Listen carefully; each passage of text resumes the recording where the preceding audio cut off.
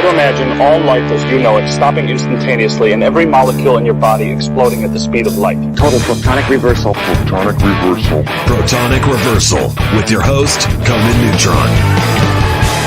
Broadcasting from a secret underground lair in Milwaukee, Wisconsin.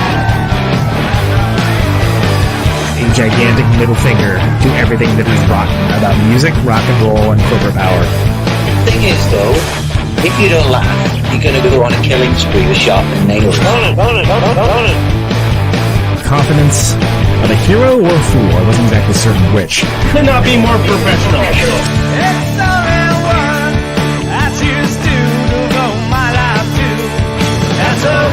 It means something. It means something.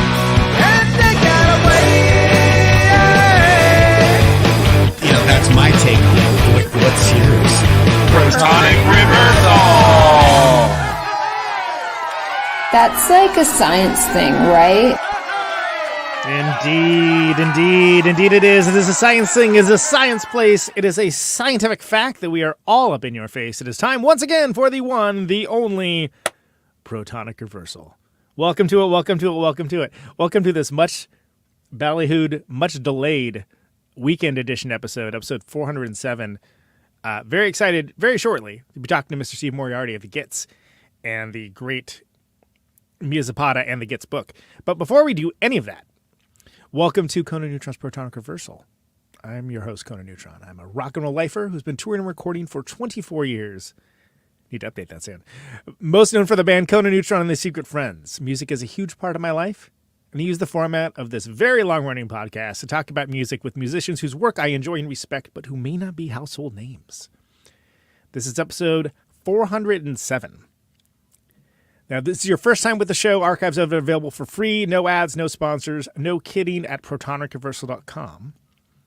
However, if you want to support the show and get episodes sooner, you can do so for $1 a month at patreon.com/protonicreversal. And if you like the show or even just a single episode, please feel free to like, subscribe on your platform of choice, or even leave a review. All of that helps people discover the show. It beats back the almighty algorithmic overlords, and it's just a darn nice thing to do. So here you go. I've been talking about this one for a bit. And the book in question is this one, which is De-Resing into the World, if you're a video, because it has green on it. But Mia Zapata and the Gits, story of art, rock, and revolution. Written by a dude in the Gits. Not just a dude, the dude, Mr. Steve Moriarty. It's been a long time coming. Welcome to the show, man. Thank you. It has. Yeah, I'm honored to be here. 24 years. Jeez. I know, right? Like the first podcast ever, maybe? Well, the podcast has been going for 11 years. I've been touring for that long. And playing music, of course. But I will say, 10 years in podcast years, it's like dog years, right? It's like 72 or something. You must be exhausted. I know, right? Boy, you telling me. This book is awesome. When I first heard of its existence, I was like, oh, that's super cool, because I've been a fan of the Gits for a really long time. Oh, thanks. And there's really not a ton of information out there, except for, of course, Mia's death. And what I love about this book, first of all, I think it's well done. It's well written. There's a lot of great pictures. There's a lot of great remembrances and things like that.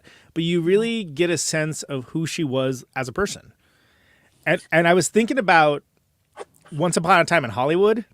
Trust me, I'm going somewhere with this. The Quentin Tarantino movie.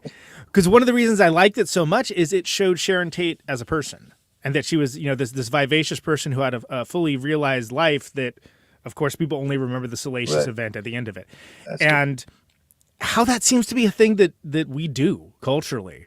And it erases the art. It erases like the things that should, like I put on Gits records. Still great. Still goes. I was listening to it the other day. I was like, this record's great. Sounds like it could come out today. The second one anyway. And you do such a great job of showing her as a person in all her nuance.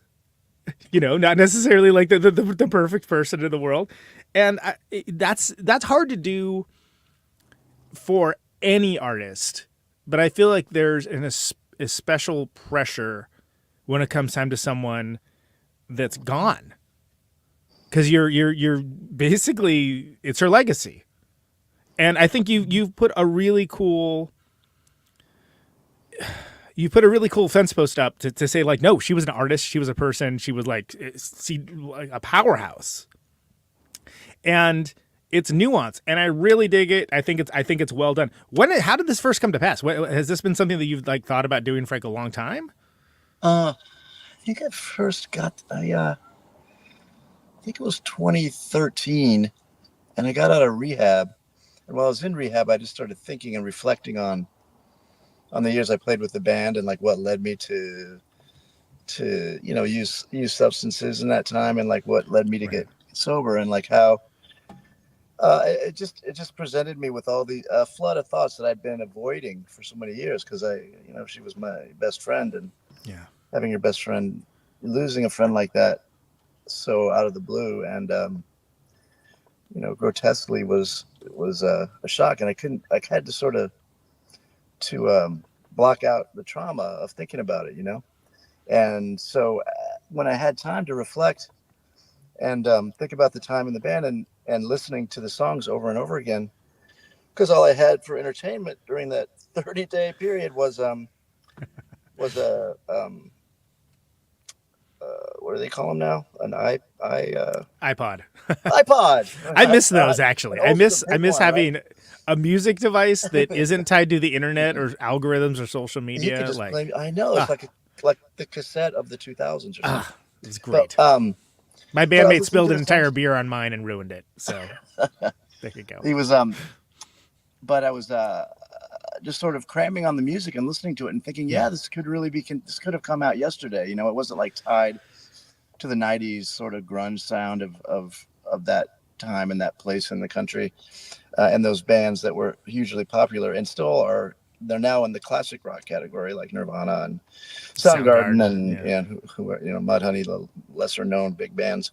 But I mean, it just moved me, even knowing her, and I tried to remove myself from being in the know and being the drummer in the band, and realizing that like this has a broad appeal to a lot of people. And I did a quick Wikipedia search for the band. I was thinking, what if people contributed to that? I haven't contributed anything. No one in the band had.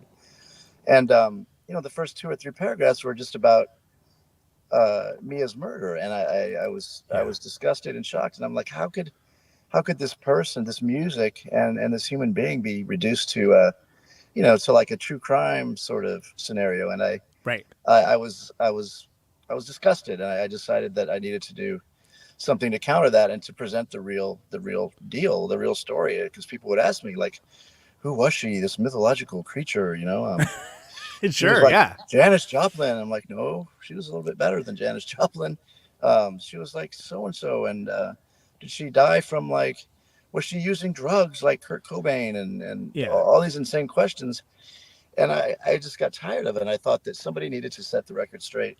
And it just brought, when you're writing, you need a muse, you need like an inspiration.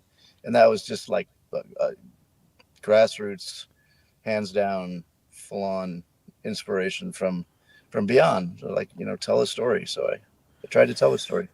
Well, and it's so cool that to come from the position of somebody there too, not even just like, oh, I found that there was this amazing person and I learned all this stuff about her. And no, like you were there, like from the beginning, like from school, and that allowing to take that, like it to me, it seems like I personally, I despise these biopics, these musical biopics. I hate them.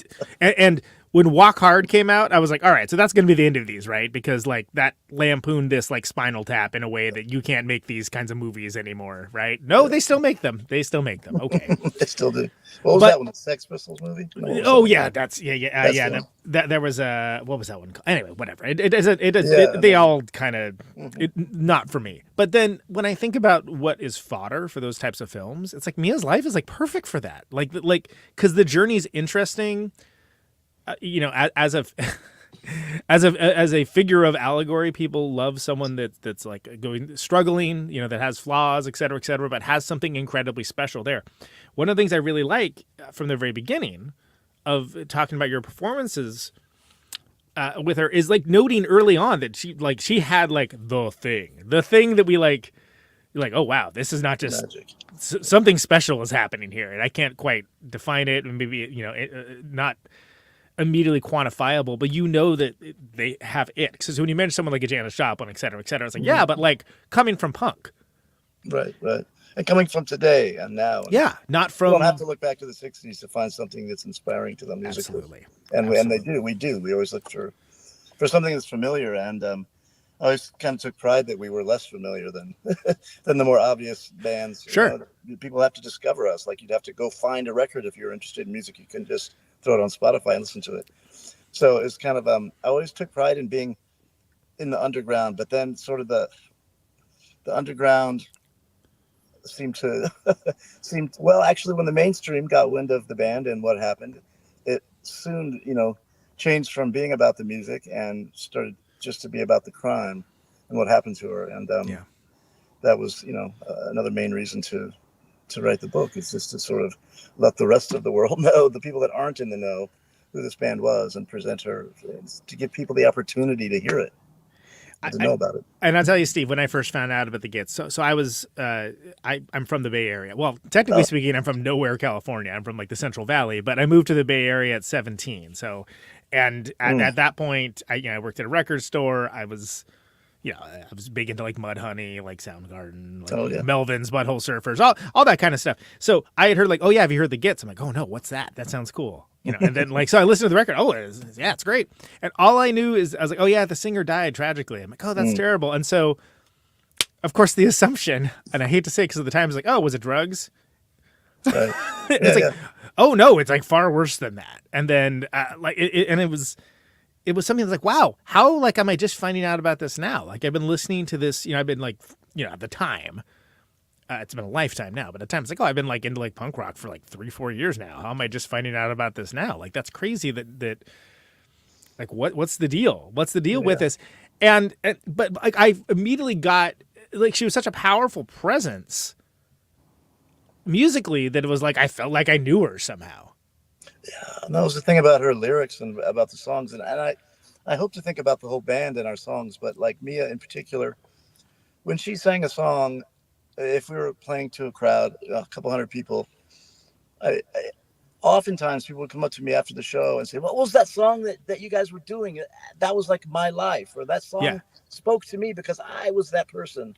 And some people really believed that knew Mia, that she had written these songs for them or about them, when she didn't. It was just her generality and her way of appealing, universally with her message, in simple, plain language that everyone can relate to. It's like nothing intellectual about it. It was firmly, heartfelt, emotional lyrics, but not didactic and not over personal or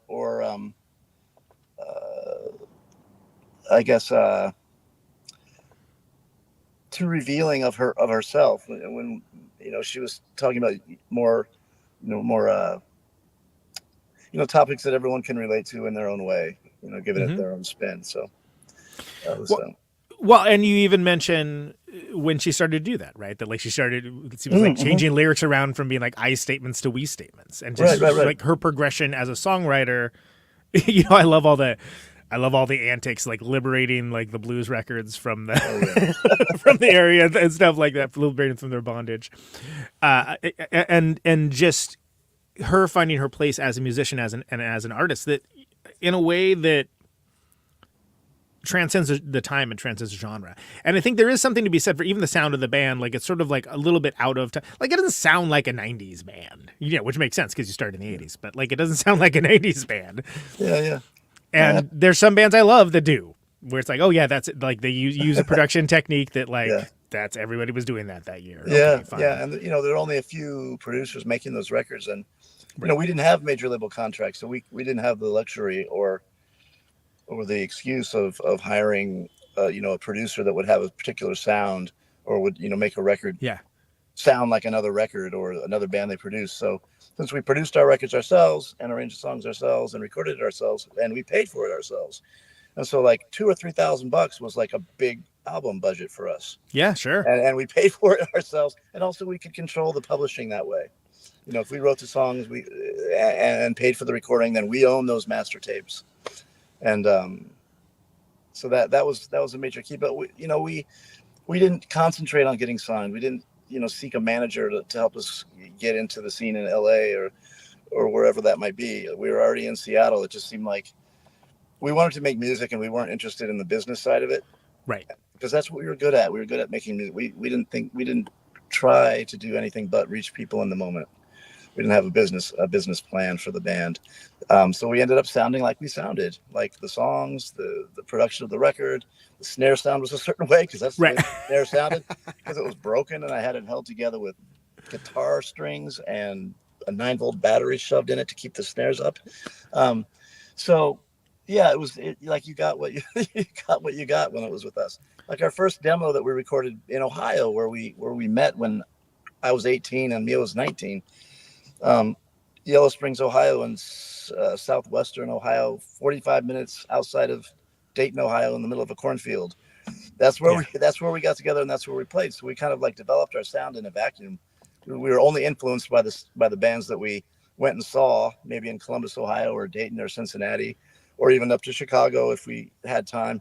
But we didn't try to sound like anybody else because we didn't know what was cool. We didn't care. We were just making music.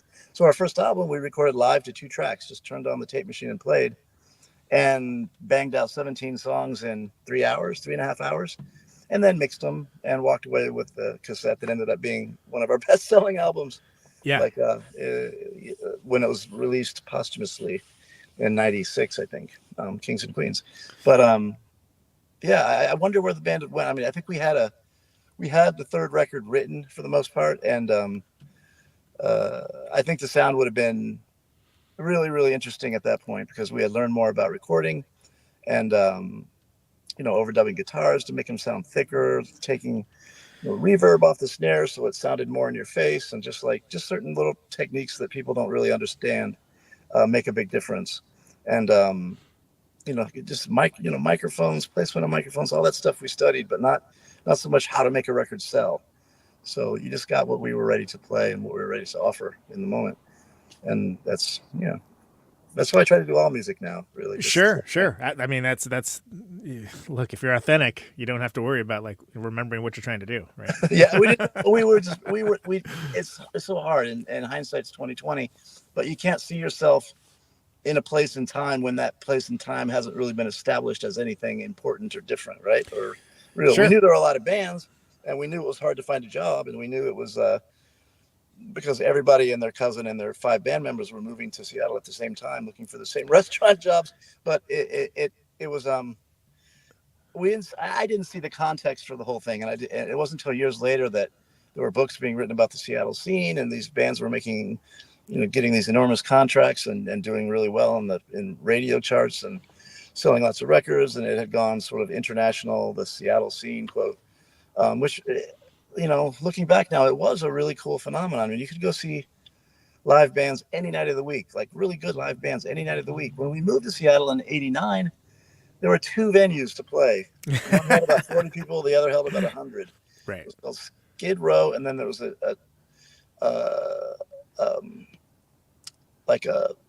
gay dance bar called the Vogue. Everybody competed for the Tuesday or Wednesday night at the Vogue, or the Friday night at Skid Row, which was another Squid Row. It was on Capitol Hill, a little tiny club. And which Capitol Hill was very different than it is today. To be very different, yeah. Yeah. What is it now? It's like Soho or like some it's some bougie upscale, unaffordable. But we all lived there in our punk houses, and like sort of our big outings would be to another punk house to see some bands or to hang out at a big beer. And it was a thing that you can do in your 20s.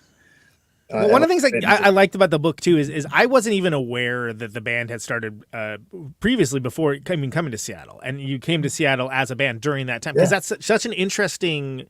It's an interesting time for music. I've had Steve Turner from Mudhoney on the show, and he talks about it in his book as well. He's a great guy. He was a fan, yeah. Yeah, and I think that, you mentioning that, certain things in media, streetwise especially, just being like, it's kind of a bleak place. I love that doc, by the way. It's great. And the whole, Twin Peaks, My Private Idaho of it all, right? Like of just being like, oh yeah, that's kind of like bleakly sad, but in a kind of a cool sort of poignant way, and everybody's broke. Yeah, and after that it was Singles, and then what was it, like that Tom Hanks movie with Meg Ryan? Oh, Sleepless in Seattle. That one was Seattle. I almost said Saving Private Ryan, and that is definitely not it. But yes, Sleepless in Seattle. Kind of like the same thing, really. But where's that crossover? Nicest guy in showbiz.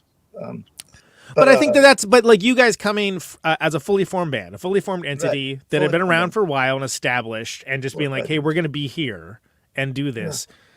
But also not being from there, not having gone to the same high schools, the same like grade schools, played all the first shows with everyone else, like kind of coming at things from a bit as an outsider, right? Yeah, and I mean we considered ourselves outsiders pretty much anywhere we went. Right. I mean, we go to Seattle randomly. It was like literally, I think we did throw a dart at the map, and I'm serious. We met. Where are we going to move? We're going to be a band for a while. Okay, let's do this. We established a headquarters in a cafe, put a map on the wall, and said, "Let's see, San Francisco, too expensive. Chicago, too close to Ohio. New York City, way too weird. How about Seattle? No one's heard of it. Okay, let's try that." And that's where we went. I'd heard of one or two bands from there. I liked Soundgarden's first album. Yeah, and I love the Screaming Trees already. Mark Lanigan. And who was R.I.P. and he was a great guest on this show as well. Yeah, I saw he was a guest. That's great. Yeah. That was so cool. I haven't seen that episode yet, but I want to watch it. Yeah. I just read his book as well, which was crushing. Oh, it's awesome, but it is kind of brutal. It's like it's brutal, especially now that he's gone. It's like COVID. Go figure. And if you think about it, like I don't know, probably 90% of the lead singers in bands from Seattle of that era have died. It was Chris, it's pretty rough. Screaming Trees, Mark Lanigan. The list goes on and on. I mean, I can think of Andrew Wood. Andrew Wood to sort of start the thing, and that's the other thing about this 27 Club. I mean, it's such a ridiculous and stupid concept that there's like some mystical reason that people die at 27. If you think about it. Like you're 27 years old, you start your band at 24, maybe 22, and you peak. Your band peaks at 25. You're playing in front of 40,000 people, and all of a sudden you've got money and you've got a place to live and you've got some sort of security, but you also have drugs and partying and sex and all the things that tend to come with any sort of arts profession, really, especially performing arts. And it seems to me that at that point, if your career falters or starts to take another dive or another direction, then you're gonna be freaked out. You've already experienced like the dopamine rush of being like the most popular kid on the block with everything you can dream of. You've have your 16 Vestal Virgins and like anything at your fingertips, and then you have less or nothing, or people don't buy your records anymore, or you realize you overspent in your contract and you don't have enough money to live because you spent all your advance on partying and having your friends on a party boat for your record release party or whatever it is, your entourage. And I think at 27, pop and rock musicians, a lot that become famous enough to be categorized as someone who is in the 27 Club is probably just about the age that you would realize that life isn't all about dopamine hits and sex and drugs and rock and roll. That there's a lot more to it. And if you're not prepared for it, or you don't have anyone, to sort of guide you, you might just think it's not worth it, Yeah, and there's something to be said for trading a little of that quote unquote excitement for longevity. Because you're not thinking about it when you're younger, because like, oh, it's gonna be like this for forever. It's like, no, it really won't. It really won't. And you're doing drugs or something, and maybe like that summer or that month, it happens to be like the best drugs or the most strong drugs from some country end up in the port in your town, and it gets distributed, and you've got access to it, and you've got money to get the best, and boom, there you've got it. Because the best drugs don't necessarily mean the best life, the longest life. I think it's 3. Yeah, it is 3 years ago now. I lost the drummer for my old band, and it was fentanyl in the cocaine. Could he have known, right? Who would put fentanyl in cocaine, like a downer with an upper? It doesn't make sense. One of the greatest drummers I've ever known, and I play with Dale Crover, and like, What was And his name? I'm sorry. Chris Bolig is Wow. was his name, and he was a dad too. Bummer. Which is just And then breaks my heart. Drummer, And well. Vern from Unwound, that was another friend and collaborator of mine. You know, He passed. alcoholic. Oh my god, that's true. I love Unwound. Like we made this record, you know, and together, and that was great. And he even went to recovery. He went to recovery. He was good for a while, but COVID. Yeah, it's What can you say? and that's the thing, you know. And then immediately when Mia died, very mysteriously, because we didn't know who did it for 10 years. Yeah. We launched a private murder investigation, but she was clean. I mean, she was clean and sober, Right. During the entire last tour that we went out, and people still wanted to make lines to different people who use drugs in the scene, and like she may have met them, but she didn't know them even. So it was really ridiculous. But because people would make that assumption because there was so much of that happening around the time, and it's like it's obvious. Yeah, it makes sense. And I hate to say it because I love Janis Joplin, but especially when you get like a female talent of that kind, people are like, oh, it's the Janis Joplin thing. It's like, well, hold on, that's one story amongst like, you know, there is a weird kind of like that singer who was amazing burned a little bit too bright that culturally it's immediately what people think of, right? Like Jimi Hendrix, same thing. Yeah, exactly.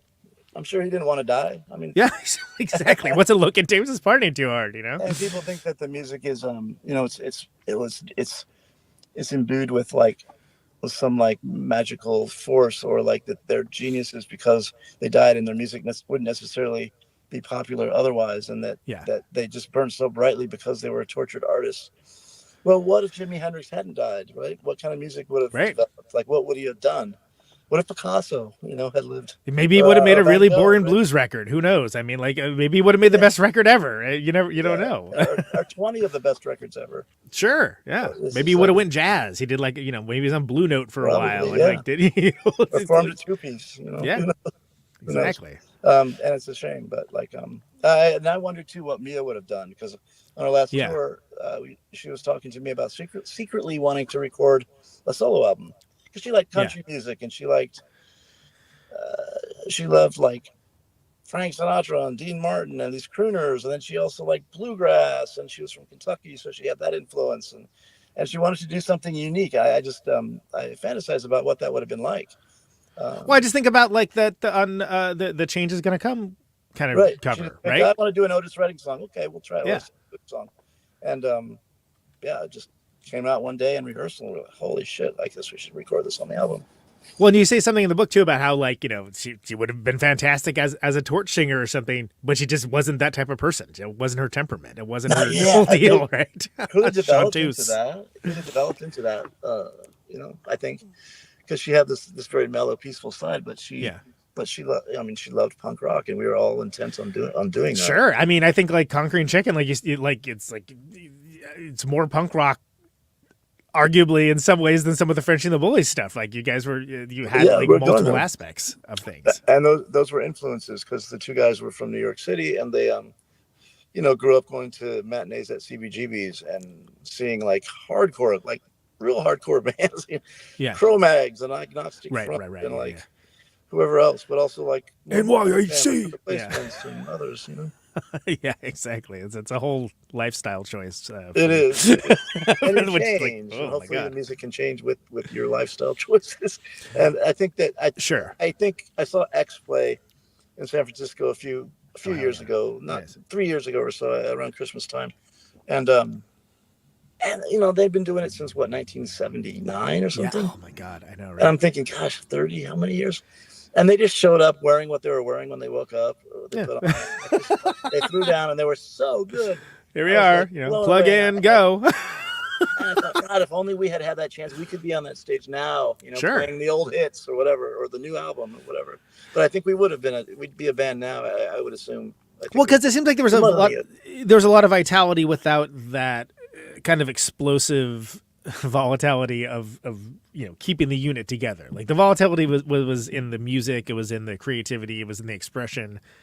It seemed like as a band stuff was like relatively stable, compared especially compared to some of your contemporaries, where it's like, we were each other's biggest support, really. We consider ourselves family. We lived together, we ate together, we drank together, we played together, and you know, we I did all loved this how other stuff. you like when you first moved to Seattle too, like how like the whole thing of like, oh yeah, well we'll be like an action committee, kind of like, you know, we'll be doing cool stuff politically as well. Yeah. And then hitting the harsh reality of that, of being like, oh no, nobody's into that, huh? Okay. Yeah, that was me. I was like trying to get the guy. You know, we need to be more political about the band. We need to say what we Yeah. feel about. And they would just look at me like, why? Why are you going to do that? I said, that's going to change. Like, we don't really like.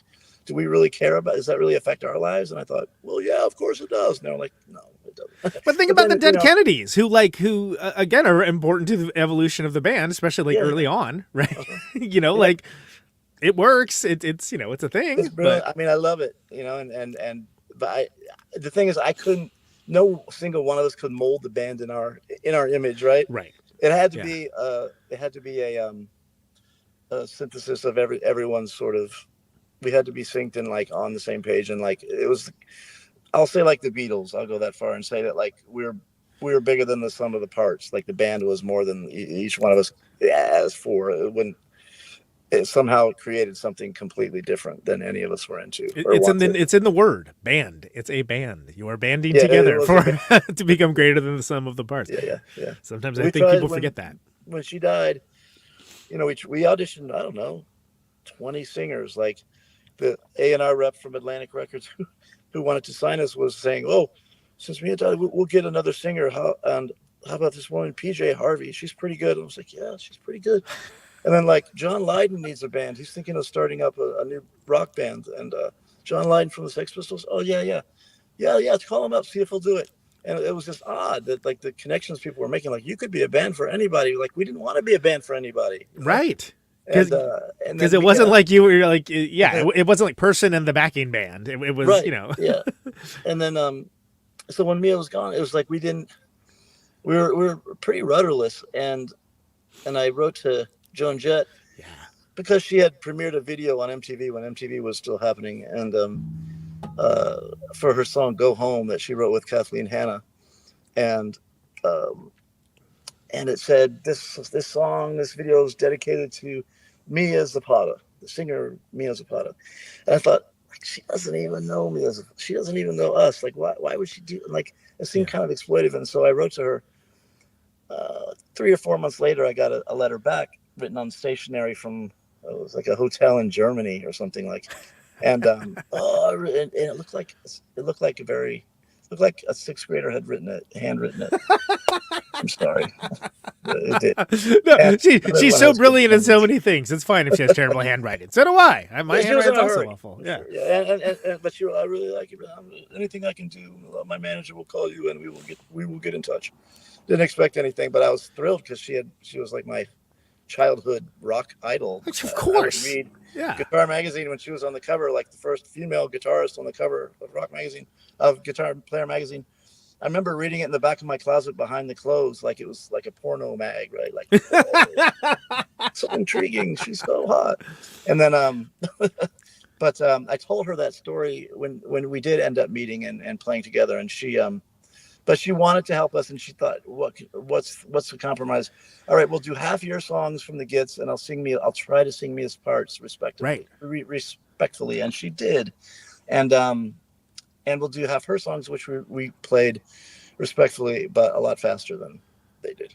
Right. So that led to that was the Evil Stig, the Home Alive, that whole thing, right? It was supposed to be the Gits live backwards. Okay. Right.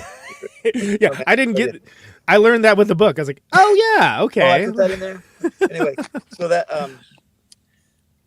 so we did that tour, but it was 2-3 years after she died, and we spent a year touring and making the record, and it was. It was a emotional lift to have somebody that was influential care that much to come forward and do that.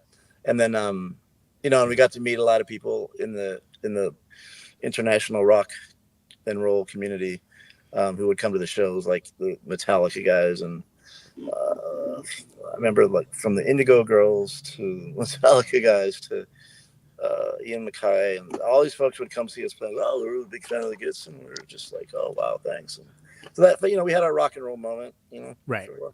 Well, and that was definitely something. And again, you have to understand, I worked at a record store at the time, but that Home Alive comp, again, I didn't realize what it was at the time. I was like, oh, this is a cool comp. What is this? Like a tribute? Well, And then it was like, oh, wait, no, this is kind of like they're on it, but as a different band. I was like, oh crap, Joan Jett is involved. That's weird. Yeah. That's like I just didn't understand it because again, we didn't live in the world of instant information availability that we live in now. Yeah, that's true. I didn't think about that. That's absolutely true. There was no way to know what it was. It was like it was hard because they wouldn't know what to put on the marquee of the places we played. Right.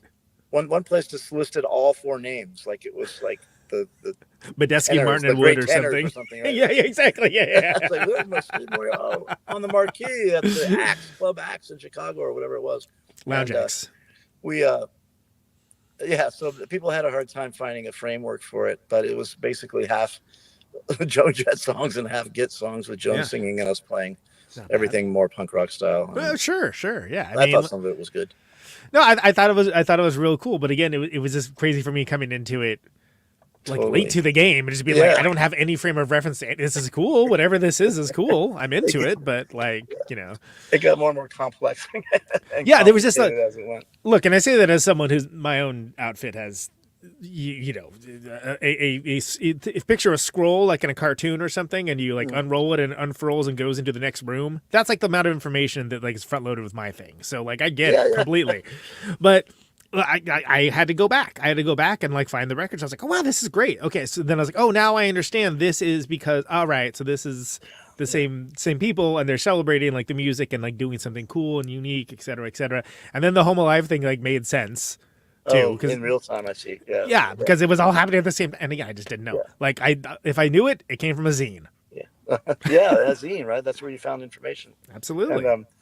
And Home Alive, for your listeners, was an organization that formed ostensibly because women in the scene, in the music scene and in the arts scene, attending music and shows and playing in bands and making art in general, were so upset by it that they formed an organization that would teach self-defense to women for free.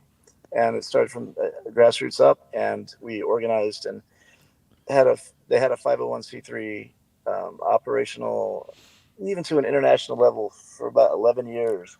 Yeah, which is a long time for a nonprofit and of that kind. And they really helped a whole lot of people and just empowered women and men, all of us in Seattle, and then the rest of the West Coast, and then the rest of the country, just to know that that they have a right to go out and to go to a show at night and walk home at 2 a.m. or whenever, and not be harassed or like attacked or killed by somebody. They're not asking for a whole lot, and to be able to play music. And back then there weren't a lot of women in bands even. I mean, it's changed a lot. And they just, I think it hopefully elevated sort of the voice of people in the scene that needed elevating at the time. and still do, unfortunately. But now more than ever. But it's again, once I understood the totality of it all, I was like, oh, that's awesome. And that's again, to take what is just objectively the deepest, darkest tragedy and put that energy towards building something that can help people. Exactly. I think that's that amazing. was that was the mission statement pretty much, I think. And then men, we were able to contribute as volunteers or fundraising, what have you, but especially at feet, like on the ground teaching self-defense, it was run and operated and by the women there in the scene, and it was exclusively women, and I think transgender folks as well. Right, which also important to note. Sometimes people systemically leave them out, which is sort of like interesting because they're the most targeted of everyone now. Exactly. We only know, by the way, hard relatable, all the early stuff. Again, I was born in California, but I was born in the Kansas of California, is what I usually say. What town? So I'm Modesto. So I'm from the Central Valley. Yeah, it's hot there. God, it's so hot. Yeah, and so all of the stuff from you, like leaving Indy and going into Ohio and stuff, and the culture clash of I always say it I felt like like I was a virus being expunged from that area. You know what I mean? Just like they couldn't get rid of me fast enough. I'm like, great, feelings mutual. And I think that sets a good cadence for how the band operated, which is the fact that, very like not confrontational necessarily, but very knowing who you are and what you're trying to do, establishing your own voice, and putting something out there into the world because you have something, not just because like, hey, this seems like a fun thing to do. It's like, no, we have something to do here. We have something to say. Like your explanation of getting into punk rock, I love it with the the whole. Being into jazz records and like you had to go into like the porno section to go get the what was it? It was Rocket to Russia, right? It was Rocket to Russia. London Calling. London Calling. Yeah. Oh, there's Black 3 Flag. of them. I think Damaged by Black Flag. And, Damaged, that's the other one. Yeah. Maybe. Yeah. And then maybe the Bad Brains Rock for Light or something like that. And there's a Ramones record. I don't remember which one it was, but yeah, rock. But I love that like the guy was like, oh yeah, we got to put it. The cops are on us, so we put it at the back with the porno stuff. So that was the rule behind the black curtain. And I was 16 or 15. And he let me go back there because he was my high school art teacher. Yeah, I love that. Yeah, because it's like this town. It's like they're doing other stuff too. Like I like how like the one teacher's like, oh yeah, can you get me some drugs? You're on the drugs, right? Can you get me some of that? And that's the thing. Like it's like reality is so much better than fiction, right? You can make that shit up, but it's not as good as like what really happened, which is so absurd. People are just fucking crazy, But it establishes, because there is that whole. I myself lived in a punk house for a long time too. And it's like you're like, okay, how do we pay rent? I don't know. We just did somehow. Like we found the money. Like like collected bottles. Like worked some crappy job. Like who knows? Who knows how? I don't even understand it. But Conan, it was $130. Yeah, that was $130. Yeah, that helps a lot too. It seemed like a lot, but it really wasn't. Yeah, our first apartment, which was I described as an in-house art project, $510 for a 1-bedroom apartment, and like the way it should be. And now it's like probably 4 times that at least, and also somebody got murdered 2 doors down too. That'll keep the price down. Raise the rent a little bit. It's like it's more history there. Oh, we just had an opening. Oh, did you? Okay. Yeah. Raise the rent. My rent is close to $3,000 a month for my studio in Oakland, California, in like not a great neighborhood. Interesting.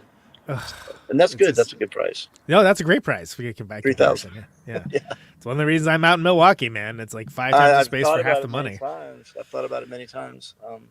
Moving back there. I mean, my family's from Indianapolis. I mean, I come from the Midwest. I'm one of those corn-fed Midwestern innocent boys. And so so they expunged me as well. Yeah, I left. When I could. Yeah, and that it's interesting how that works because I think when people are from quote unquote nowhere, there's a certain pride in it to a certain degree because it does require, it's sometimes misplaced if you ask me, but it does require you to really kind of bear down on who you are and what you're trying to do and find ways. And the scene they're outnumbered, right? Like the football fans, the jocks, so to speak, are going to outnumber the artists or musicians or transgender folks or whomever, right? That they're on the outs or on the alternative side of life. But and so those groups have to stick together. So in towns like Milwaukee and Indianapolis and Columbus, Ohio, or what have you, like the little micro scenes have to stick together for sheer safety and numbers, and so that they can report on something that happens that's bad or violent against them. So those scenes are really powerful because there's more. They're up against more, more challenges, like as a group and as like a sort of progressive, like forward-looking, living peoples. Which isn't to say that there's like one right way to do anything, of course, but it is interesting how that kind of stuff develops and what kind of people are sort of carved personality-wise out of that process. And indeed, and like even the shows that you do in small towns are always killer, right? Because they're not exposed to all the newest stuff and all the hippest bands, right? So you play there and they're like genuinely excited to see something from somewhere else. It's neat. We played in Casper, Wyoming a couple of years ago. Casper, yes. There's like 20 people live there. Exactly. There was like maybe 25 people at the show, and everybody bought something usually multiple things, and we're like, thank you so much for coming to our town. That was amazing. That was good. And it was just like, wow, that is so cool that like, yeah. And again, speaking to someone that's from nowhere, no bands wouldn't come to where like whatever. I saw some punk rock shows, but it wasn't like a regular tour stop or something. It was like, oh, we can't get a show in the Bay Area, so let's figure something else over here. Stockton or whatever. Yeah. Yeah, exactly. And I remember just being like, same way, like, hey, thank you so much for coming to our town. Nobody comes here. Thank you. And I think that I wonder if that's lessened a little bit by the Netflix and Hulu and Disney Plus and all this streaming entertainment that everybody can just do at any time. I don't know. I mean, I do play. I've been touring around talking about the book, but also in the band that I'm in now, and a couple of bands, and it's still the same, man. You play small places, and they're just grateful that you come and play there, and they're just more into it, and they've got it all. But the live music is a completely different animal than watching it on a screen, and it's like it moves you. Yeah, I mean, even if you whatever, I guess they'd have to do like implants in your brain or something. I don't know how would you possibly like replicate the actual experience of a great live band playing? You just can't. I mean, you can't. It's something you feel. It's like literally feel the power of the music and the energy of the crowd and the band. It's something really different.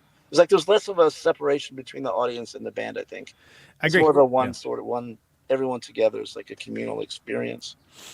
And that's always there's always a vitality to that, and there's always going to be an audience for it. You may not be able to make a living anymore, but ever, right. A gig in the Bay Area pays the same now. A friend of mine who is 78-year-old drummer who moved there in 69, 68 from the Midwest. Yeah. He said that a gig pays the same in the Bay Area now. He still plays. He's a jazz drummer. Pays the same as it did in 1974.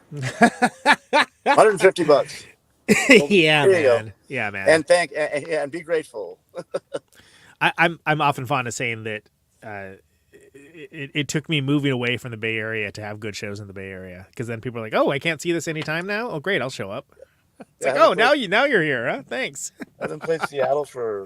I lived in Seattle. I haven't lived there for 16, 17 years now. I moved to the Bay Area then.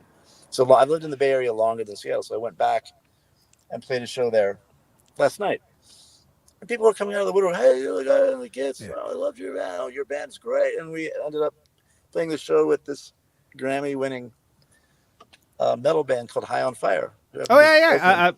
I know those. I know Pike from Oakland, and Cody's a longtime friend from all the way back to the Murder Shea Devils. I know him from and my band's like a two-piece jazz. It's not even. It's like maybe fusion-y.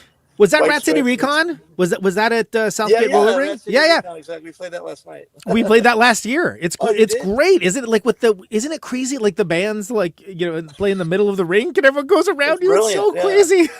There's a stage set up in the middle of a roller rink, and so there's people skating around, and there's people dressed up in like derby gear, because there's like roller derby competitions that go there. Yeah, but it's packed with these heavy metal fans and like theater in the round, basically. And the band plays in the middle, and it was crazy. It was packed. And it's not even a cool area of Seattle. It's white. It's like White Plain or something. It's like, what? Like there's something happening. No, it wasn't even called Seattle before. It was like, it was a burp. And Jesse has done such an amazing thing with that like people freaking turn out. Like I was flabbergasted. I expected it to be good, but because I was like, I just want to play the place where we're playing a roller rink. That sounds cool.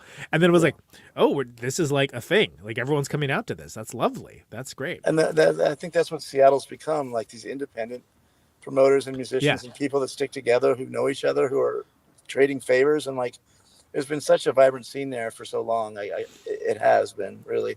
That like it has developed into this whole culture that Seattle embraces. Like there's a citywide Clash Day, national Clash Day every year. There's awesome. There's you go into the airport, and like how they have those giant pixelated screens, with like cool things to look at. It's like it's all rock and roll pictures up there, and they're talking about Pearl Jam and Soundgarden and like Marquis. It's still, and that it's sort of. There's a rock and roll high school. Like you can go to high school for 4 years rock and roll study high school. rock and roll. It's like my friends who used to be musicians are like the teachers. It's just so weird. But and I go to a show and like this band plays and they're a bunch of kids, you know, they're 16, 17 years old. And then the next band is their parents. It's like, it's wild. That's and then fantastic. The I grandparents love they're it. watching who are like old, like 70s punk rockers or something. And this is really cool. It's really interesting. It's lovely to visit, but I don't think I'd want to live there again. Yeah. You know? Well, I was talking to when I did the 10-year anniversary episode of this podcast in the spring. I was talking to Jen Finch from L7 about how, like, when people go see L7 shows now, it's like whole families. It's like there's like the parents, there's like the children, like there's like, you know, the children's children. Like it's like the whole generational absolutely. thing. It's awesome. It's weird. But we haven't seen that in punk rock because punk rock is only now getting to the age of that being a possibility. So it's kind of like a new thing. And those that survive it are oftentimes ain't that the truth? yeah. But no, there's still so many. It's broadened, you know, the whole.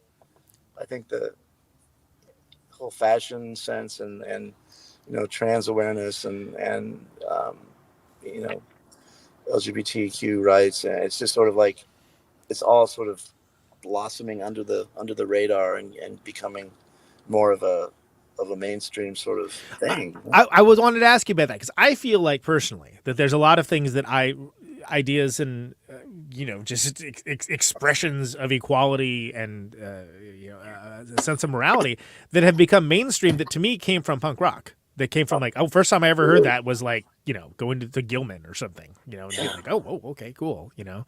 Yeah.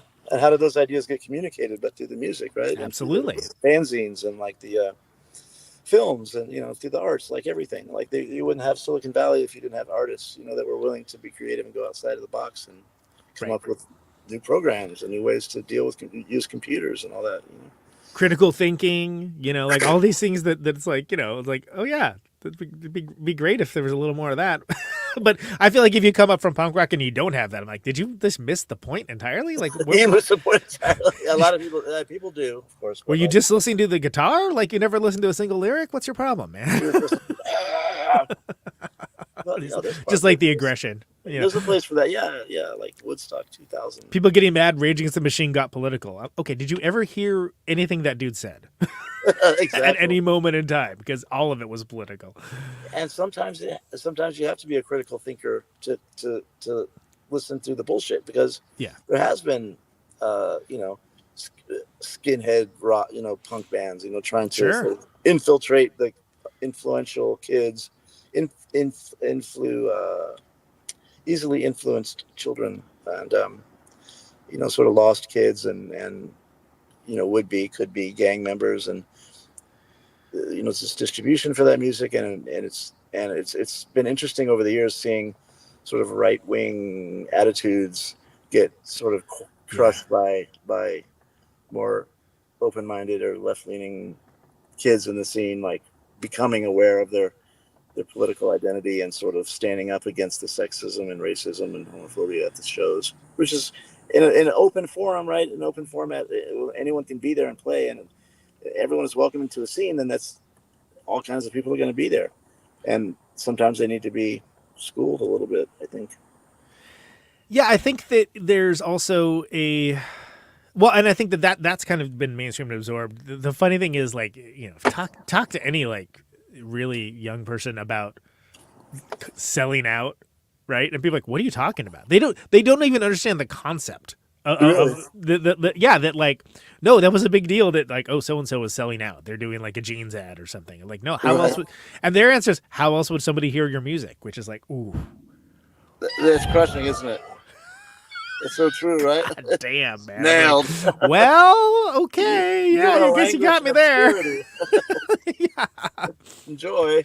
And they're right, and that's kind of where the Gits were at that point. Is there was more attention, because if you've got an independent record label, okay, one thing you have is maybe a little more artistic freedom to do what you want, because they don't own your stuff, or what have you. They can't afford your stuff, or they just want you to produce music for them for free, and they put it out and then collect some of the money, or but they're just individuals. So like we were finding that independent record labels that we were dealing with were more obviously corrupt than like a big record label, that there would at least be some oversight to how they're treating bands, and there is the law involved, as opposed to like these like drunken handshake agreements at a club at 2 in the morning, which happens, of course. But I think things started to turn around in the 90s. In fact, with independent bands kind of coming up and having toured for years, and then confronted with the major record companies and that stuff, they were more prepared to deal with it, because they had more experience, I think, and so they were able to manage that and sort of bring that industry home a little bit and make it a little more artist friendly and equitable and just and not have it be something where the bands themselves are just being exploited as resources, as they had for years and years. For years that was the only option, right? Like if you're an artist, for sure. I mean, like, look, it's and there's bands that manage to make it through and come out okay. You got your Ramones and Devo and whatnot, but like there wasn't any option yet, and it took stuff like Homestead and Discord and all of these people just doing something like literally just hadn't been done before. Like in the same way that like Black Flag and DOA, like just going through it. We're just gonna call these places up. Hey, can we do a show over here? Right. So DIY really meant something because no one's gonna do it for you. Literally, there was no circuit. There was no way to do it. Yeah. You had to book the tour yourself. Yeah. Yeah, and that's I was a big when I started up, book your own fucking life. The Maximum Rock and Roll thing, which is like the print zine with people's like phone numbers and maybe an email if you were lucky. Yeah. If they had an email. And then you're playing someone's basement, right? Yeah, and you're like 2,000 miles away from home. Yeah, you're playing someone's rec room. Yeah. And there's a bunch of punk rock kids hanging out. All right, crazy. But it works. SpaghettiOs for your dinner. Right, exactly. The entire show is going to take you out to dinner now. Okay. Yeah. It was. But I mean, a lot of those bands were from the Midwest, and I think they were just driven out like by trying to find more fertile ground to play. I mean, you think about the bands. I mean, there was Kemper Van Beethoven, right? Sure, yeah, classic. Were they Cracker after that, or Weezer? Cracker. Right? So the guy went on and he did a lot of musical stuff. And they were kind of the biggest touring band in the late '80s, I think. A few bands, Dead Kennedys were out, and a few punk bands. But really, it was a diverse group of like, if you listen to the music from them. There was like this cowpunk thing that was in the Midwest. That was kind of like the Bodines and who were these other bands? The Highwaymen, I remember, not the Ringo Starr band, but like Midwest band. And then you had the Replacements, were kind of like this broken, like messed up punk rock Husker Du, Red Cross, Red Cross, Skinny Puppy. Just like weird, they were not classifiable in the pop world in any way, and so it was great to see those bands then, and they toured relentlessly in Fort Econoline lines, all in the back, and and it wasn't just young people, it wasn't just like early 20s kids. I mean, there were still tons of different kinds of musicians out touring then, doing it themselves, like bluegrass musicians and country bands and just all kinds of like people, but they were all scraping by and. Nobody really had a format, so everyone was just kind of forging new territory. Oh, sure. I mean, like, what is, Chrome and Butthole Surfers, right? Like, what is their category? I don't know. It's crazy. I heard a term for the Butthole Surfers. Oh. I mean, when I first heard the name of that band, I was in high school, and I was like, what? That's crazy. No way. What does that even sound like? It's like... Pigfucker. Oh, yeah, sure. Pigfucker, sure, right? What does that mean? The Butthole Surfers. Butthole Surfers, who else? Like, Jesus the Cows, Lizard, Jesus Cows. Lizard, Okay, got you. Helios Creed, was that another one? Yep. Unsane, maybe. So these like heavy, slow. A lot of AMREP stuff, sure. AMREP, right. Amphetamine Reptile, which is CZ Records, which we were on that label eventually. Yeah, that's right. Yeah. So that was, and that's, I feel like that CZ was sort of like the Seattle kind of go-to pre-Sub Pop in a lot of ways. It was It was actually post Sub Pop and contemporary Sub Pop, because the guy that started it was the distribution manager at Sub Pop, and he was fired from Sub Pop and said, "Darn it, I'll start my own label." And that's what he did. He put out some singles while working at Sub Pop, and I don't think they were too pleased with them using their Rolodex. That's the thing for the kids. That's like an old sort of contact list in your phone. Oh my God! Can you imagine in the era of Instagram DMs where it's like no, there was a physical thing that had people's names and phone numbers in it, and it was very valuable.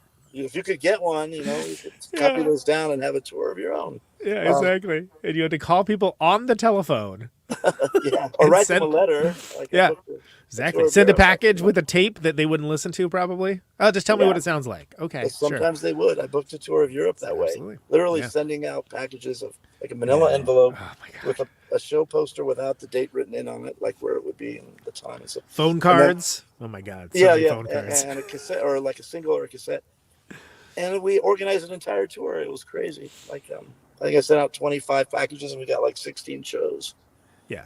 Because people really listen to music, I think, differently. They really because it wasn't as instantly available. You didn't have all of music available to you at any moment in time at the drop of a hat. So it was valuable. There was a value to it, and there was something that it wasn't taken for granted as it often is today. Perfectly. Of course, not to listeners of this show who are both charming and intelligent and the best people in the world. But of course, brilliant.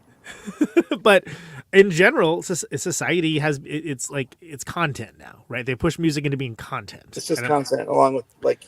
I remember when they started referring to the records we sold or tapes or whatever as units. How many units did you sell? We're like, units? We don't have any units in the band. No units. We're like, There's a dude I know whose record label was called, it started as a zine, but it became a record label too. It was called Zum, 0 units moved. But that was good. Yeah. I was like, oh, that's very clever. That's good. Good on you, George. Like records records.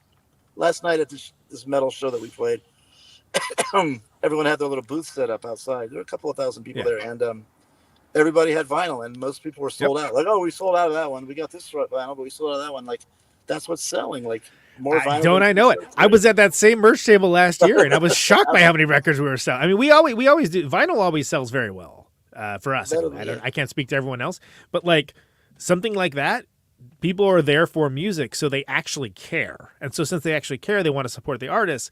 So there's this new thing where it's not only do they want the record, they can listen to the music whenever the hell they want. Usually it's on the internet, right? I mean, everything's on the internet. What they want to do is they want to directly support the artist. Yeah. And that's a newer thing that is good, in my opinion. It's the only thing it's real good. And they care enough to get up and turn over the record, too. I mean, they're going to listen to it and read the liner notes. And you don't have that with any other format, really. Spotify or like any of this. Yeah. Right. You see a little tiny image of it. Oh, that's interesting. There's one for every song. But then if you I think I can see what that looks like on the if I really zoom in. Yeah.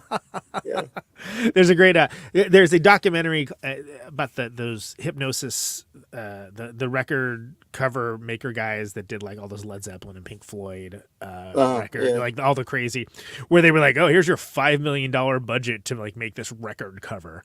Right. That's amazing documentary. Highly recommend it. For some reason, of the main people they have talking, they have the guy. I think it's the guy from Oasis, and he's sitting there explaining to his daughter what a record cover is, and so he goes through this long, kind of drawn out, winding explanation. She doesn't get it. She doesn't understand, and then he's like, okay, so when you open up, Spotify, and you click on what you want to listen to, and there's a little picture. It's like, oh yeah, that.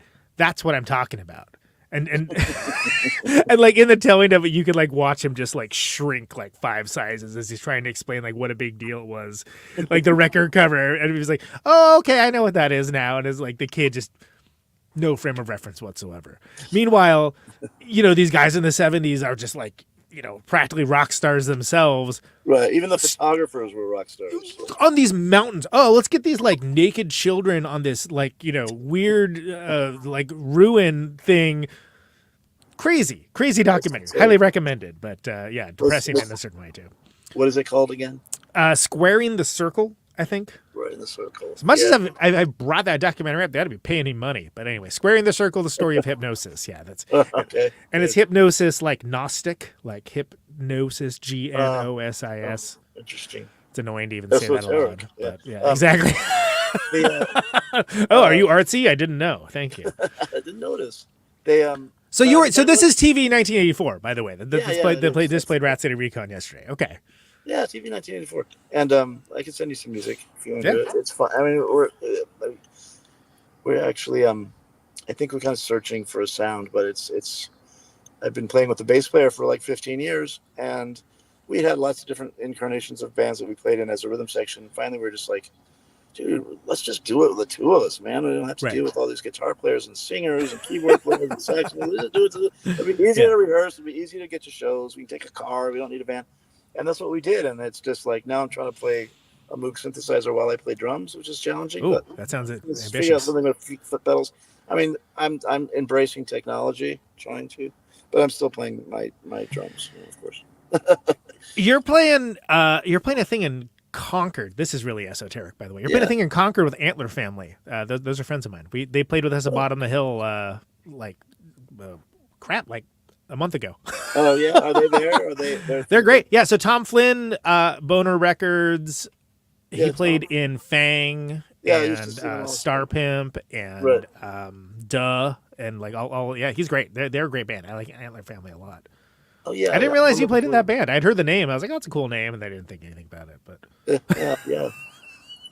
The San Francisco scene, like most of the musicians and folks from the scene in the 90s and early 2000s have been priced out. I mean, it's impossible to live in that city and have a band and have a rehearsal That's space. why I left. Yeah, there you go. Back in the, I mean, I'm thinking about it. It's but back to the art thing.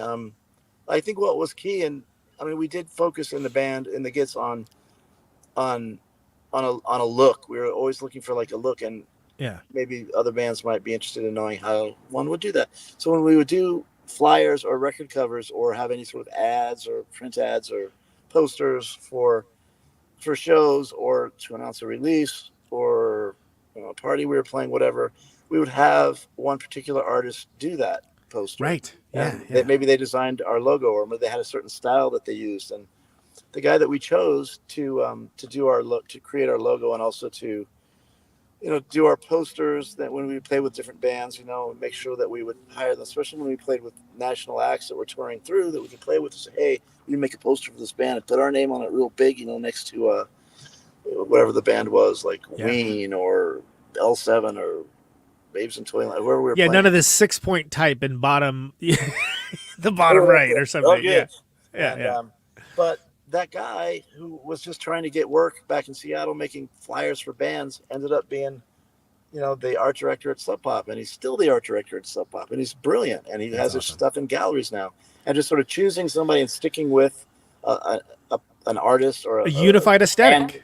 Yeah, exactly. And think of like Raymond Pettibone, right, for Black Flag. They're intrinsically linked. And I think the Gits logo ended up being really iconic, like the Misfits stuff. You always know it's Misfits shirt because you see that skull, and the licensing and stuff. And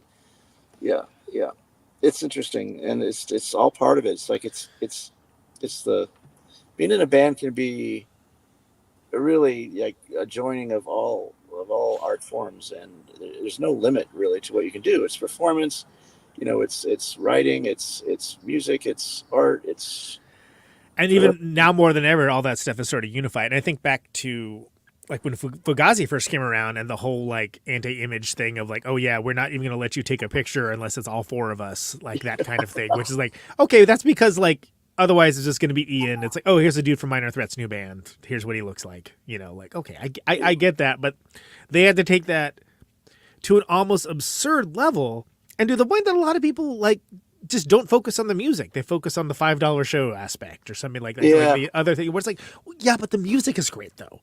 Nobody would care if the music wasn't great. And what would happen is there'd be people that were extremists or like, big, just really into like the $5 show or like whatever the scene was, or that band or their own band or whatever, and they would end up starting fights. So you end up with these people that are like, and I love Ian MacKaye and like all the stuff he's done. Really, musically, he's great. But like some of his extreme sort of putting his foot down attitudes about, I remember being at one of his shows once, and it was only going to be $5, and only an independent promoter could do it. And it had to be all ages. He would not play anything that wasn't all ages. And it had to be an independent venue, and it had to be in this part of town. And you could only, So that was absolutely true. Everything I just said there was like in the requirements for booking. No, I remember. Yeah. And I was there, and then people would start to dance, and someone would get lifted up and maybe jump off the stage. Well, stop! You're fucking up the show, and we're going to stop playing until you guys start playing. And people would start to get angry, and start doing it more and throwing stuff at them. Oh, we're going to stop playing, and then they'd walk off the stage, and there'd be another riot. It's like, did you really need to cause that? So I wonder if there wasn't just a little bit of like, I don't know, little too much gravitas there, too much performance element in his strict sort of hardcore attitude about it. And also the shows, people would bootleg the tickets, so you have a non-professional doing it, or people just photocopying the tickets, and so you go to these shows and the place held 500 people, there'd be 2,000 people there because they're not used to doing shows regularly, so they don't have those. They don't know safeguards. that people can just photocopy tickets and show up and hand them out to their friends, which is how I got to go to the show. Well, and that's only $5. Who cares? I don't think Ian listens. So I don't think he's gonna be asking you for $5, but he has been on the show a couple times though. I would talk to him about it. Actually, the only person from Fugazi I've not had on the show is Joe Lawley, weirdly. But the drummer, the bass player. I've had Brendan on twice, but not in a long time. Guy's episode was really good because Guy actually will talk about the past, whereas like Ian's very much like he won't talk about it. Doesn't like it. Does he? What's he doing now? He's in a great band called. You're talking about Ian MacKay? Yeah. He's in a band called Kariki. That's actually Joe Lawley from Fugazi on bass and his wife Amy Farina from the Warmers on drums. Cool. So there was another band called the Evens, which is very good. It's just the two of them, but this is basically the Evens with Joe Lawley, but it's also a different band. So okay. Yeah, he's got a great bass player and drummer in that band. Yeah. They're I mean, with Fugazi, I'll just say that like that's an example of using your notoriety to try to do something different. Not always successful, right? But like the mechanisms, I think the mechanisms of how they operated as a band, like that independent promoter has to be like non-selling liquor, blah, blah, blah, this and that. Yeah. Unfortunately overshadowed the music a lot of times, at least in modern sensibilities. But also, look, Pearl Jam liked it. Obviously, they started doing all of that stuff themselves, and taking on Ticketmaster even. Yeah, there's something to be said for that, and for not just accepting all of these like corporate walled gardens and like, well, this is the only way it could ever be. Right. They challenged it. Yeah. And but there's also, look at the Cure. The Cure, like Robert Smith, like last year. Did you hear about that whole thing where the like was like, hey, yeah, we're not going to be doing that, and like managed to basically squeeze blood from a stone, ticket wise. Did you hear about this? The fees. Oh, this was there's a great article that just says Ticketmaster pissed off the wrong goth. Because everyone was crying to the band about like, God, these fees are like exorbitant. Like, why is this happening? Why are you letting this happen? And like, of course, he didn't know. It was like, man, it was like, all right, I'll do something about it. And he did something about it. It was great because it's like the Cure, strangely enough, in 2023 is big enough that like they can do something about that. So it's not that nothing can ever be done about it. Yeah. It's just people choose not to.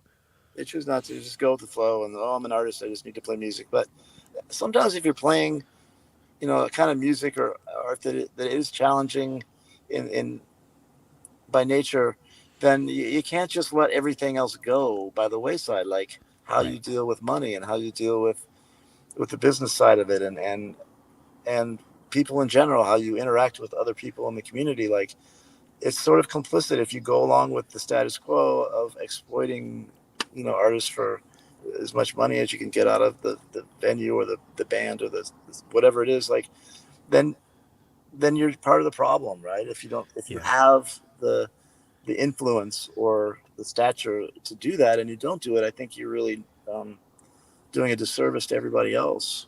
You're making a choice. I feel like that. No, I agree. And like, I'm not saying everyone needs to, like have $5 shows. Yeah, right. Not everyone needs to like be flying the flag necessarily. I know. I imagine Fugazi would have inflation if they started playing again. Like, what would it be now? $20? I don't know. Like, 15? I don't know. Pearl Jam? Fugazi? Yeah, exactly. But I think that is notable. I wanted to. What's your take on Hype? That Hype movie, like that guy, the producer of that, Doug Prey, the director and producer. He's been like such a good friend to us. Like, as soon as Mia died, we performed at a show that he put on. We played with Mudhoney and Coffin Break and 7 Year Bitch, I think. And he when Mia died, he's like, anything I can do for you guys. So he said, we played for free, and he So yeah, if you want any, he's filmed the whole thing on big analog movie cameras, in 3 different places, and had a whole production team set up to record the shows. Recorded everything live to 24 tracks, and was able to mix it down, had it mixed and produced really well. We had one song in the movie that we played live, and he decided not to say anything about Mia's death, but only to list our name and then have us performing, and that was the only contribution to it, out of respect for us. And that was actually kind of the spirit that I took into the book. Was right. I wanted to write the book, but since so much had been written about the crime and Mia's death, I was going to leave that out, and so I intentionally left it out. And it's the first thing that people have noticed in reviews is Moriarty, leaving out the thing that made the band, better known than they would have been, is blatantly left out in this book. And yeah, because you can find that information anywhere. Like 3 seconds, you type in the Gits, enter. It's the first thing that comes up. Like, yeah. I mean, I noticed that too, but like, I disagree with them. Like, I think that, again, I'm coming at from the perspective of, in the same way that I said it earlier in the show, right? The Once Upon a Time in Hollywood, like, be like, oh yeah, Sharon Tate was a person, like with like a lived like personality and experience, and like something to give to the world that extends beyond this true crime fascination of like who and how somebody was murdered. And I didn't see that. I don't know about Sharon Tate, and I've always been curious. Yeah, I just thought she was murdered by the Manson family. Right? Of course, that's how everybody knows, right? Yeah. All that occurred to me, and like, it's not going to happen anymore. I don't want it to happen. But yeah, so I think the book does a great job of, again, giving that context, not just of y'all's journey as a band, but coming through in the world of punk rock and DIY around this time. Coming into this, I call it the gold rush, like that Seattle era, this gold rush time period of being in Seattle, and but also being an outsider to it. I think it's all done very authentically, and I think there's a lot of heart to all of it. I think it's very interesting, and you get context for the entire band of how it came to be, but also of Mia as a person, which is the first time I have seen that in any form of media of any kind. Thank you. I appreciate you. That's really, it's an honor. Thank you. So, I mean, I think it's great. And I'm going to link to the book in the show notes and everything, so people can pick it up. I know just in me mentioning that you were going to be on, some people are like, wow, that sounds cool. I'll check that out. I'm like, all right, cool. Right on. Hopefully they back that up. We'll see. In response, I'll leak a little information that I learned yesterday. I mean, I learned it a while ago, but the re-release of the Gits music it's been remastered and remixed with probably a dozen tracks that no one's heard before, maybe more. That's some live fantastic stuff as well. It'll be out November 13th on Sub Pop Records. So we signed with Sub Pop to re-release our stuff finally after 30 years. That's wonderful. So yeah. what era of stuff is this? Is this stuff like the Mentioning the Bully? The first album will come out on vinyl, I think, in December. I'm probably going to get in trouble. But it's okay. Don't worry, it's just me and my thousands of listeners. It's okay. It's between us. And all the re-releases and the old stuff, I think, will all be released November 13th digitally. But we're going to do vinyl on everything. Will be released on vinyl one after the other. I love it because I don't have any of your stuff on vinyl, so I'll there you go. Copy myself. This will great. Be the pristine final cut of the best, the most pure as it should be records that we had everything to do with. So did you was there like did you get remastered and stuff? Yeah, we had some stuff remixed and some stuff all of it remastered by Jack and Dino, who's a longtime friend. Oh yeah, and Dino's great. Yeah, and he recorded many of the bands that people know from Seattle. Yeah. Oh, he's a powerhouse. Sure, absolutely. Yeah, he's just a great guy, and actually recorded one of our singles first when we first moved to Seattle. And I remember looking up on the wall when we were recording with them in 91 or something and saying, oh, there's just chicken scratches on these tapes on the wall here in the studio. It's like Nirvana, Bleed. Like, who are those guys? And then who's that?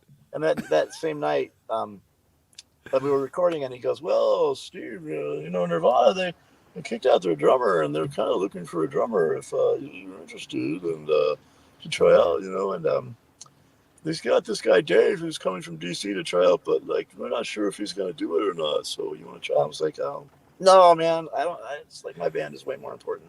Because we're really good. And he's like, okay. Yeah. That's my story of like, Yeah. It's approximation of like. It's nice to be in the conversation of world-class drummers that change music. Yeah, that's nice. Yeah, that's all right. As far as that goes, it's okay. You can do a lot worse. I could have, yeah. But I always wonder, like, had I joined that band, would I even be alive today? I don't know. So that's the other thing, unfortunately, right? Yeah, absolutely. It would have been frustrating. Wouldn't necessarily have gone well, from the larger perspective of being a human. No, I bonded with Chris Novoselic a little bit, and because we lost, Mia and Kurt died like within 6 months, and during that year, like I lost my father, and Kurt I had gotten just to know a little bit because he volunteered to play at the first benefit we did to raise money for the private murder investigation. Oh, fantastic! He called me at home. Was like, "Hey, can we play that? You see, you have a show that these bands are headlining, and if we played, a bunch of people would show up." I'm like, yeah, really? I didn't know. And you don't say. Team Spirit had come out, and they were like really huge at that moment, and that was when, that was, and then Courtney got on the other line, was like, "Is this Moriarty? Is this Steve?" I'm like, yeah, and she's like, "Well, nobody's going to play, but they can only show up after 4 p.m. and you can't announce it to the media till 5 p.m. and they must go on between 7 and 8 p.m. and we're going to be there at this time and we need this much security." And Kurt's like, yeah, that's my wife. Yeah, she knows. I'm like, yeah, okay, can we play? I'm like, yeah, of course. Yes, the answer is whatever she just said. Sure, we're going to do all of that. Whatever you say. And, so that's really great. I thought it was really cool of him to step forward. When he was obviously dealing with some intense demons of his own. Yeah. And then, for them to go out of their way to do that, that was cool.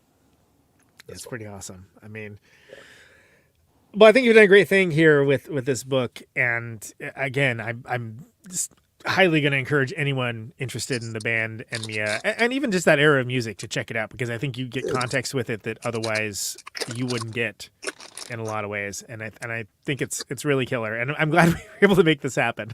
Yeah, coming from you, that's really a great compliment. Well, I'm glad to hear it. Last thing, Steve, this is I only can question I ever ask anyone on the show, and you can choose to interpret this however you like. But why do you do what you do? Free gummy worms. They're always on my rider. Free gummy worms. My man. Steve, thanks so much, man. It's been great having you. Thank you. It's been a pleasure. Take care. Take care, brother. Your stuff, the other shows. Bye. There you go, Steve Moriarty. Let's listen to not one of these remastered, but let's listen to one of these songs from the Gits. Now, this is going to be my favorite song on French of the Bully. This is Second Skin.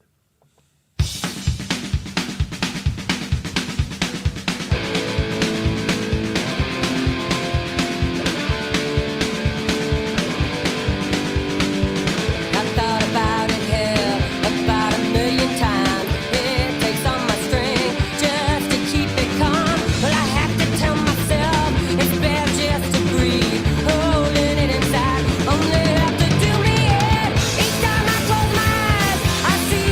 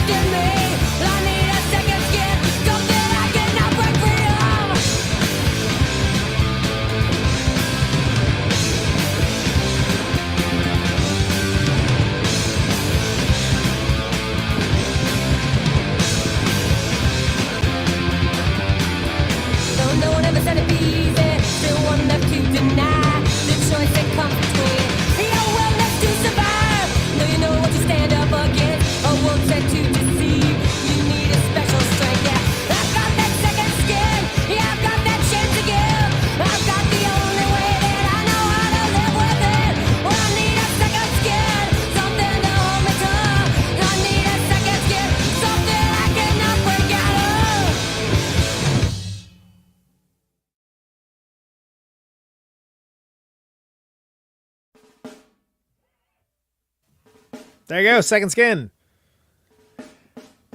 By the Gits. Frenching the Bully. There's a whole new release of that coming up, apparently. Steve dropping those bombs. Luckily, this is only going to be for patrons for a little while. Hopefully it doesn't get too much trouble for that. There you go. So the name of that book, Mia Zapata and the Gits, A Story of Art, Rock, and Revolution by Steve Moriarty. You can get that at Feral House or anywhere your better books are sold. Better books. Name of this show was Conan Neutron's Protonic Reversal. Thank you so very much for listening to it. You can find the show normally Thursdays, 8 Eastern, 7 Central, 6 Mountain, 5 Pacific. This is Halloween this Thursday, so no, not this time. That's what we're doing right now instead. Archives of it always available for free, though. ProtonicReversal.com. But if you want to support the show, $1 a month at patreon.com/ProtonicReversal helps keep the lights on and helps achieve the goal of getting episodes early, just like this one. So if you haven't already, sign up for that. It's good. It's good. I'm biased, but it's good. Thanks to everyone for sharing the show around, liking, subscribing to your platform of choice. All that helps people discover the show. So it's deeply appreciated. It's the only way people find out about things these days. So thanks to everyone for doing that. Let's see. Anything else? I could go fix a bathroom sink. So. Oh yeah, let's see. Jim Kimball coming up. Laughing Hyenas, Mule, Ghost Forest, Jesus Lizard, DK3, and Alexander Hacka and Danielle de Peixoto coming up again. Of course, Alexander from Einstein's about returning. There's probably other stuff too. Thanks for listening. Can you hear me now? Check you later. Out on but also 16. Route 128, you're dark and lonely. But also check you later. I got my radio on. Can you hear me now? Can you hear me now?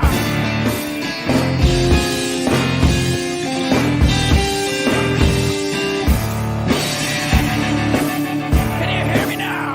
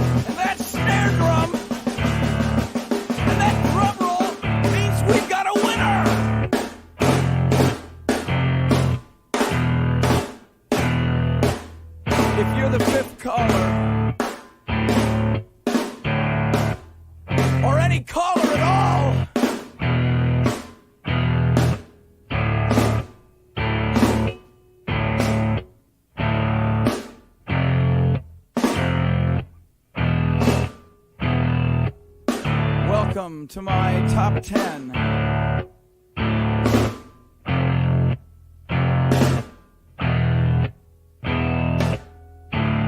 I'd like to thank our sponsor. But we haven't got a sponsor. Not if you were the last man on Earth. She was prepared to prove it. This one goes out to a special girl.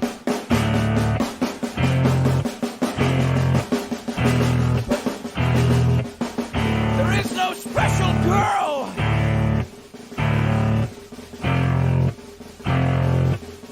It's the end of radio. The last announcer plays the last record. The last what? Leaves the transmitter. Circles the globe in search of a listener.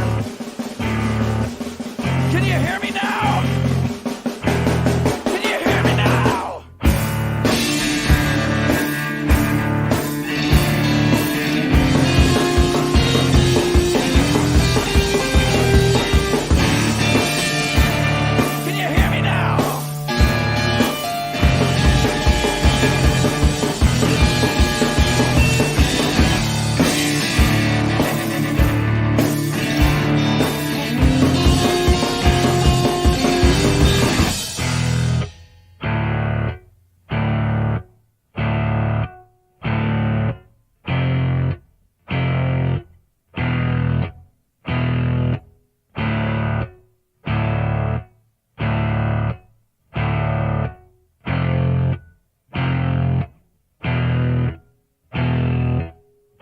it really broadcasting if there's no one there to receive? It's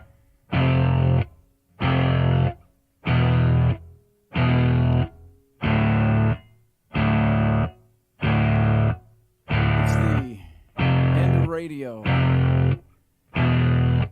As we come to the close of our broadcast day,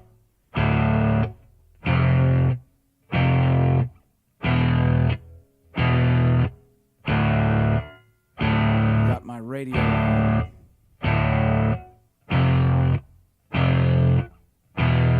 Can you hear me now?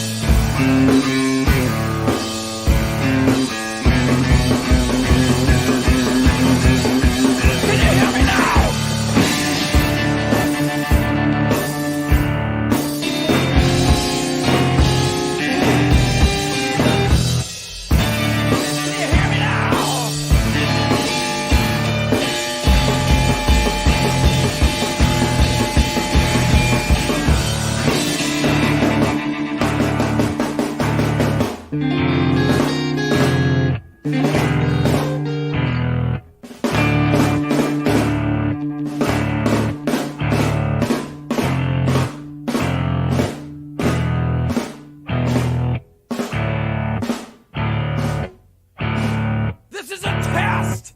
If this had been a real emergency,